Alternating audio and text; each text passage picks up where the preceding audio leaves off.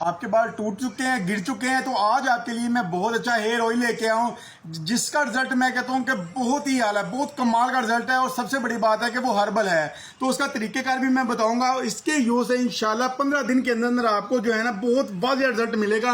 और ये आप देख सकते हैं, बड़ी इसकी खूबसूरत पैकिंग है। आपने इसको इस्तेमाल कैसे करना है मैं आपको दिखा देता हूँ। अच्छा जी, ये है वो हेयर ऑयल जो हर्बल है, इसमें किसी किस्म का कोई केमिकल वगैरह नहीं है। आप इसको डायरेक्ट अपने बालों पे अप्लाई कर सकते हैं, लेकिन बेहतरीन रिजल्ट के लिए आपने क्या करना है, ये बायोकास का एक सीरम है जो आपने इसके अंदर ऐड करना है। ये अंदर से कैसे दिखता है ये भी मैं आपको दिखा देता हूँ। ये है जी वो इम्प्यूल जो इसमें आपने ऐड करना है। ऐड करने के बाद इसको अच्छे तरीके से जो है ना मिक्स कर लीजिएगा। उसके बाद अपने बालों पे जो है ना आप इसको इस्तेमाल कर सकते हैं, ये नोजल लगा के।